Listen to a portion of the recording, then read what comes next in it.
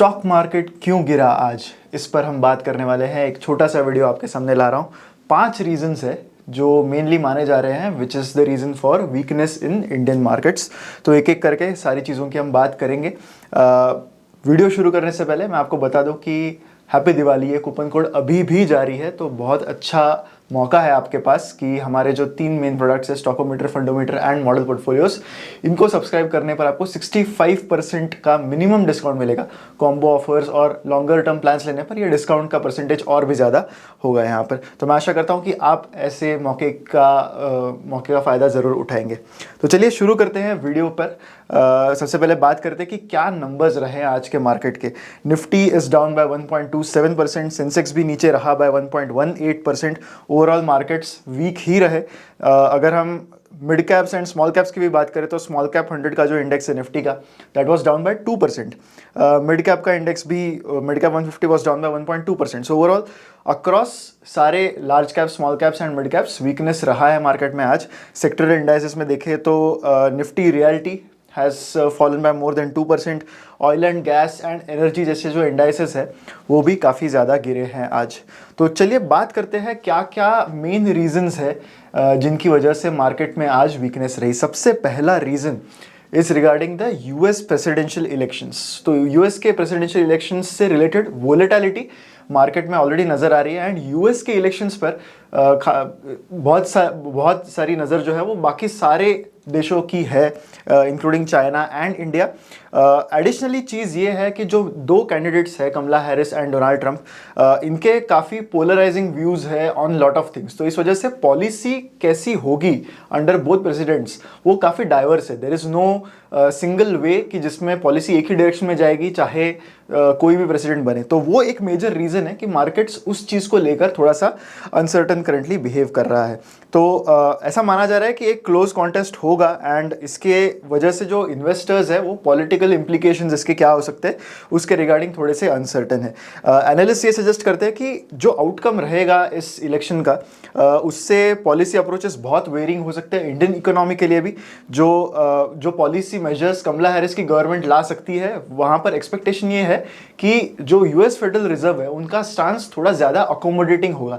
यानी हो सकता है कमला हैरिस की प्रेसिडेंसी में जो रेट कट्स है वो शायद एग्रेसिवली होंगे, यानी रेट कट्स होते रहेंगे एंड उससे ऐसा एक्सपेक्टेशन है कि आरबीआई भी अपना रेट कट करेगा एंड उससे बोरोइंग कॉस्ट थोड़ी सी कम हो सकती है। लेकिन अगर डोनाल्ड ट्रंप की प्रेसिडेंसी आती है तो उस केस में ऐसा एक्सपेक्टेशन है कि यूएस के जो इंटरेस्ट रेट्स है वो थोड़े से एलिवेटेड ही रहेंगे, जिस वजह से आरबीआई को भी अपने रेट कट्स डिले करने होंगे एंड इस वजह से कॉस्ट ऑफ बोरोइंग जो है वो इंडिया में भी थोड़ी सी ज़्यादा होगी। तो जैसा मैंने कहा कि वेरिंग आउटलुक्स है regarding both the candidates and उनकी गवर्नमेंट क्या करेगी, इससे रिलेटेड चीज़ें बहुत वेरी करती है। रीज़न नंबर 2 ये है कि हाल ही में 7 नवंबर को यूएस फेडरल रिजर्व की मीटिंग भी है। तो इस मीटिंग में क्या यूएस फेडरल रिजर्व पॉइंट्स लाएगा सामने, एक और रेट कट होगा क्या, अगर रेट कट रहा तो 25 बेसिस पॉइंट्स का होगा या 50 बेसिस पॉइंट्स का होगा, ये सारी चीज़ें जो है वो अब तक क्लियर नहीं है एंड इसी वजह से एक क्लैरिटी अब तक क्लियर नहीं है। ऑल्दो जो मैक्रो इकोनॉमिक डेटा सामने आया है यूएस का, पिछले हफ्ते में भी हमने देखा कि अनएम्प्लॉयमेंट फिगर्स बढ़ गए हैं। तो ये सारी चीज़ें जब भी स्ट्रेस होता है इकोनॉमी में तो ऐसे में रेट कट्स की और चीज़ें बढ़ती है, but still it is not clear and इसी वजह से थोड़ा कॉशियस स्टांस इन्वेस्टर्स अपना रहे हैं करंटली। तो ये भी एक रीज़न माना जा रहा है कि आज मार्केट्स डिक्लाइन में रहे। थर्ड रीज़न, अब ये इंडिया स्पेसिफिक रीज़न है and that is specific to the recent results कि Q2 के रिजल्ट्स अभी भी पुअर आ रहे हैं। ये एक थीम हमने पिछले महीने में भी देखा था, अक्टूबर मंथ में आपने ऑलरेडी देखा होगा कि स्टॉक मार्केट्स काफ़ी मेजर करेक्शंस हमने देखे on a monthly basis stock markets में एंड वहाँ पर भी एक रीज़न यही बताया जा रहा था कि Q2 में जो रिजल्ट्स आ रहे हैं वो काफ़ी वीक नज़र आ रहे हैं। अभी भी जो रिजल्ट्स आ रहे हैं वहाँ पर वो जो डिसअपॉइंटमेंट है ऑन दी अर्निंग साइड वो अभी भी कंटिन्यू होती हुई दिख रही है। अर्निंग्स ओवरऑल सॉफ्ट रहे हैं एंड मेनली कमोडिटीज़ की वजह से ड्रिवन रहे हैं। ओवरऑल एक्सपेक्टेशन यही है कि अगर निफ्टी के ईपीएस की ग्रोथ 10% से भी नीचे रही तो जो करंट वैल्यूएशंस है वो सस्टेन होने के लिए ज़्यादा इम्पेटस नहीं है इकोनॉमी में। यही एक ओवरऑल कंसेंसस करंटली बताया जा रहा है। तो ओवरऑल ऑलरेडी हमें पता है कि इंडिया के यानी निफ्टी के या फिर बाकी सारे इंडेक्सेस के वैल्यूएशंस थोड़े से ज़्यादा है compare to other markets in the world. तो ऐसे में आपको ग्रोथ दिखाना बहुत ज़रूरी है, एंड Q2 रिजल्ट्स में वो चीज़ें जो है वो डिसअपॉइंट कर रही है। इवन सेक्टर्स जो बहुत डिफेंसिव माने जाते हैं लाइक FMCG, वहाँ पर भी ग्रोथ नंबर्स काफ़ी डिसअपॉइंटिंग रहे हैं। तो ये भी एक और मेजर रीज़न है कि Q2 पुअर नंबर्स होने की वजह से stock markets are seeing some decline. अब रीज़न नंबर 4 जो है वो काफ़ी इंटरेस्टिंग है। अब एक और एक्सपेक्टेशन है कि चाइना एक और स्टिमुलस देने वाला है। चाइना की जो सेंट्रल बैंक है that is going to declare another stimulus जो फ्राइडे को डिक्लेयर होने वाला है। अब किस तरह से सारे फैक्टर्स एंटेंगल्ड है आप देखिए। ये जो स्टिमुलस है वो तब आएगा जब ऑलरेडी क्लियर हो जाएगा कि यूएस प्रेसिडेंशियल इलेक्शंस कौन जीतने वाला है, एंड एक्चुअली इस चीज़ पर चाइना की इकोनॉमिक पॉलिसी बहुत ज़्यादा डिपेंड कर सकती है। तो बीजिंग जो है वो मेन जो गवर्नमेंट है चाइना की, वो डिटेल्स अनाउंस करेगी फ्राइडे को, जब उनकी जो स्टैंडिंग कमेटी है वो अपनी 5-डे मीटिंग जो है वो रैप अप करने वाली है। अब एक्सपेक्टेशन ऐसे है इकोनॉमिस्ट के कि अगर डोनाल्ड ट्रंप जीत जाते हैं यूएस प्रेसिडेंशियल इलेक्शंस को, तो जो फिस्कल स्टिमुलस पैकेज है चाइना का वो 10 to 20% और ज़्यादा बड़ा हो सकता है। एंड द रीज़न इज़ कि Donald Trump has been very vocal. वो हमेशा से बताते आए हैं उनके एंटी चाइना पॉलिसीज़। उन्होंने ऑलरेडी काफ़ी चीज़ें क्लियर कर दी कि अगर वो इलेक्ट होते हैं तो हो सकता है कुछ एंटी चाइना पॉलिसीज़ और बढ़ा दिए जाए from the perspective of US. तो ऐसे में चाइना जो ऑलरेडी डोमेस्टिक डिमांड से जूझ रहा है, currently Chinese economy is completely dependent on the export markets. ऐसे एनवायरनमेंट में अगर यूएस और एंटी चाइना सैंक्शंस लगा देता है तो जो एक्सपोर्ट मार्केट अभी उनकी थोड़ी बहुत इकोनॉमी बचाए रख रहा है उस पर भी प्रॉब्लम्स आने शुरू हो जाएंगे। तो ऐसे में अगेन चाइना की इकोनॉमी को स्टिमुलस की और ज़्यादा ज़रूरत पड़ेगी। ये सारे सिचुएशंस में हमने ऑलरेडी देखा है कि पिछला जब स्टिमुलस पैकेज चाइना ने अनाउंस किया तब इंडियन मार्केट्स पर उसका क्या असर हुआ था, वो इस बात से हम वाकिफ़ हैं। तो उसकी भी एक्सपेक्टेशंस अब है कि चाइना क्या करेगा जब फिस्कल स्टिमुलस पॉलिसी आएगी, तो वो भी थोड़ा बहुत अनसर्टन करंटली दिखाई दे रहा है। एंड द फिफ्थ रीज़न जो actually is a derivative of all these reasons, वो है कि FII का सेलिंग अभी भी कंटिन्यू हो रहा है। तो हमने ये ट्रेंड अक्टूबर के मंथ में भी देखा। अक्टूबर मंथ में टोटल 1.2 लाख करोड़ का सेलिंग FIIs ने किया था, जो DIIs ने एब्जॉर्ब करने की कोशिश की। DIIs ने 1.07 लाख करोड़ का बाइंग किया है in the month of October, but जो सेंटिमेंट है वो ऑलरेडी थोड़ी सी वीकर है, is on the weaker side, and global uncertainties के चलते ये भी एक मेजर इशू है। अब एक और चीज़ ये है कि जो बाहुबली है 10-year GSEC yield of the US GSEC yield, तो वो यील्ड काफ़ी बढ़ने लगा है जब से सितंबर में पहला rate cut US federal reserve ने अनाउंस किया था।